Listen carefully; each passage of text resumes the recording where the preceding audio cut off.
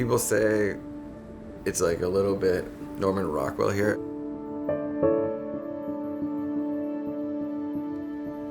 And they say it kind of as a negative.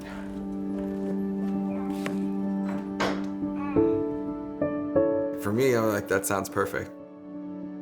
Yeah, for me too. Yeah.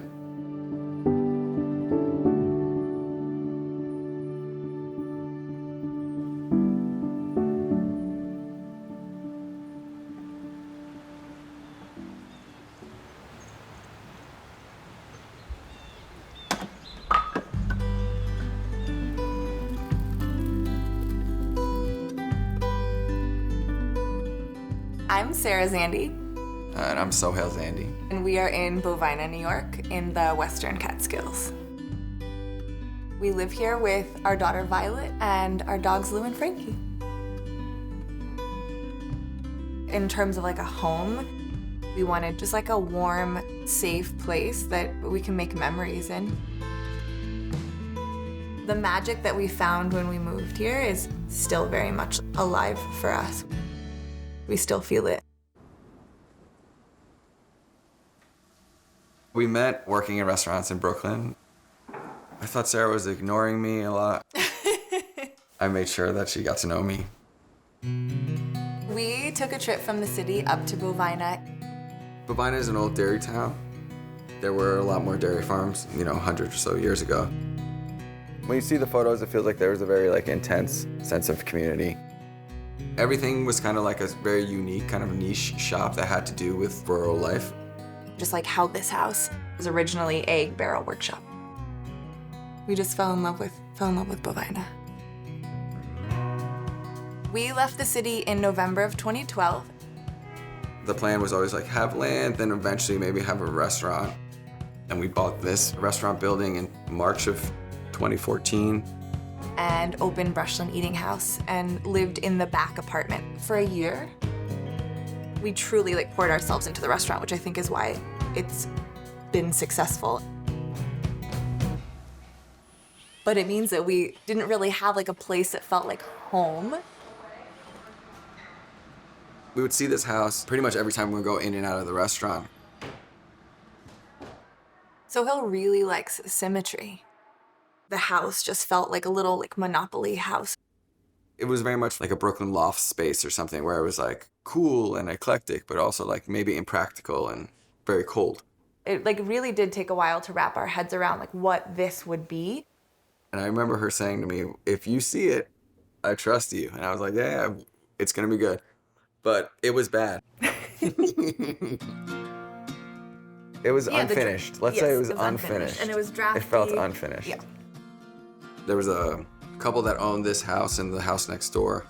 I was like, if you ever want to sell the house, let me know. 2015, they sold us this house over a text message. So spring of 2015, we finally moved in. We moved here with our clothes, the dogs, a dog bed, and a mattress. When you looked at the front of the house, there was a door on the left and a big picture window on the right. It felt like people were in your house when they walked by or drove by. We knew the picture window had to go and then eventually figured out that if there was a way to take that front door away and get us around either to the side or through the back, that felt just a lot cozier. This first floor was pretty much one big empty room. There was a 2x4 and plywood countertop over there and a camp sink, one of those super small apartment stoves that you plug in electric plug-in one, yeah. The upside of having a really raw home is you can do anything, and the downside of having a really raw space is you can do anything. And so it was a little bit, for me at least, it was a little paralyzing. So much of what we did both here and at the restaurant was sort of just to peel back layers. For a long period of time, people had come and done a little bit and done a little bit and done a little bit. And the spaces had lost their identities, just covered in years of ideas. When it came time to do the kitchen and choose furniture, it was taking cues from what was here. The simplicity of the woodwork. We weren't gonna add a bunch of ornate items when it just felt like a really very symmetrical, simple, sweet house. That's kind of the direction we headed in. not too warm, not too cool colors. Minimal and neutral is where we were going, and this space was already minimal, so we're in a really good place.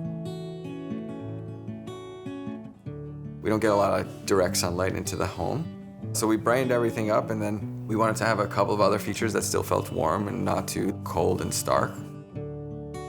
We decided to leave the floor joists exposed and not put a ceiling here or a subfloor for the second floor. The warmth of the wood just feels really nice. We figured we would build the shelves. This is all found wood that we sort of matched the ceiling with. Where the shelving unit is now, there was a little tiny kitchen that just fit between a wood-burning stove and the door down to the basement. It felt really natural to just get the kitchen out of there. We cook and we eat and we gather, and that was just really important to us.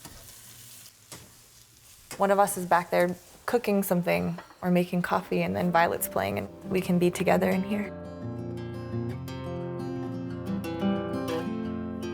In the winter, Sohail makes a fire almost every day. Sohail's genius idea was to create this bump out, the drywall, so that when you entered the house, there was like the tiniest bit of separation. You're being cute. Where you wanna go? 1, 2, The staircase always gets really good light. 3. The banister is original to the home. That goes to our little hallway that has 3 choices: bedroom, bedroom, bathroom. The stairs and the upstairs floors, we sanded those all down, so those all had yellow pine floors, which you don't see a lot. They have a lot of gaps in them now from like shrinking and expanding, and some holes. One of the things that drew us to this house in the first place was all of this original plaster, and you see the most of it in our bedroom. You can kind of see on the walls where people have spent time, where art was hung, or where a bed was, because someone's head was against the wall, and I appreciate that. It's like a marking of time. From this space, anywhere in this space, you can see Brushland, which is catty corner across the street. We can peer right down on Main Street and hear it all happening, but we still feel like a little protected. So you head out of our room and you're in our bathroom. If you make a quick right, you're in Violet's room. And so we're all in this really cozy, like 400 square feet up here, maybe less. Violet's room, before it was Violet's room, felt kind of tough for us because there's definitely like plaster and wallpaper under there that's been painted on, so it's got some texture. We decided to lean into the cozy, so we picked khaki color. We rock her to sleep in there. It's definitely an extension of our bedroom. Keeps her close. The bathroom has seen a couple iterations. We decided to put the shiplap up on the walls just for texture. We decided to do the little white glossy penny tile, which also lends itself much better to this just really airy, monochromatic, always trying to find the light.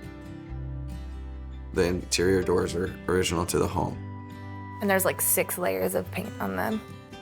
None of these old homes have closets. The easiest thing to do is to sort of cannibalize that one room into a closet space. And it's fun because we hang out in our closet, bathroom, bedroom. A lot of things in this home feel new, but I think we always wanted to sort of have a balance. Old things can live next to new things, and they can still make sense. It's just, finding where they intersect and how we can marry them.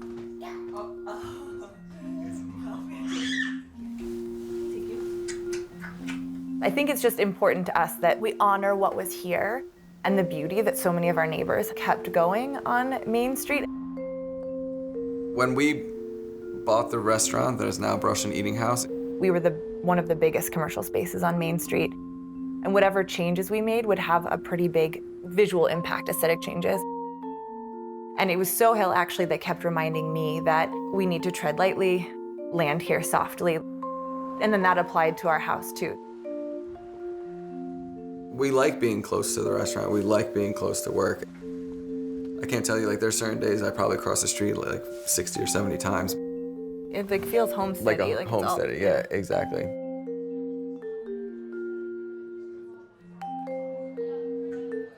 We're in a really fortunate place to be able to do what we do and have a community that responds well to it. But we always love coming home.